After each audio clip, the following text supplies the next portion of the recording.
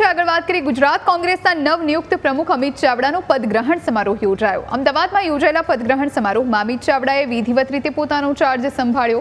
પદગ્રહણ સમારોહમાં ગુજરાત કોંગ્રેસના પ્રભારી મુકુલ વાસનિક, પૂર્વ અધ્યક્ષ શક્તિસિંહ ગોહિલ, પૂર્વ વિપક્ષ નેતા સુખરામ રાઠવા અને પૂર્વ અધ્યક્ષ જગદીશ ઠાકોર અને કાર્યકારી પ્રમુખ શૈલેષ પરમાર ઉપસ્થિત રહ્યા। અમિત ચાવડાએ કહ્યું, ગુજરાતની જનતા માટે સડકથી લઈ સંસદ સુધી લડીશું।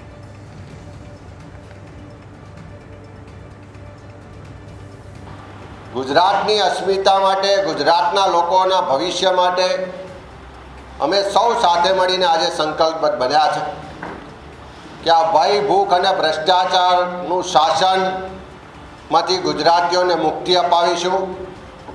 ગુજરાતનો યુવાન કર્મચારી જે સમાન કામ સમાન વેતન અધિકારની માંગને લઈને વર્ષોથી સંઘર્ષ કરે છે, ત્યારે એમના સંઘર્ષમાં સાથે રહી એ સંઘર્ષનું નેતૃત્વ પૂરું પાડી ગુજરાતમાંથી ફિક્સ પગાર પ્રથા, કોન્ટ્રાક્ટ પ્રથા અને આઉટસોર્સિંગની પ્રથા નાબૂદ કરવા માટેનો સંકલ્પ આજે અમે સભે લીધો છે। પ્રજાને સાથે લઈ અને સરકારની સામેના મુદ્દાઓને લઈને રસ્તા પર ઉતરીને લડત લડીશું અને જે ગુજરાતની જનતાની આશા અને અપેક્ષા છે કે 2027માં પરિવર્તન લાવવું છે, એ ગુજરાતની જનતાની આશા અને અપેક્ષા પર ખરા ઉતરવા માટે એક એક ગુજરાતીના દરવાજે જઈશું, એક એક ગુજરાતી સાથે સંવાદ પ્રસ્થાપિત કરીશું, એક એક ગુજરાતીના પ્રશ્નો માટે લડીશું અને ફરીથી ગુજરાતની અસ્મિતા ઉજાગર થાય।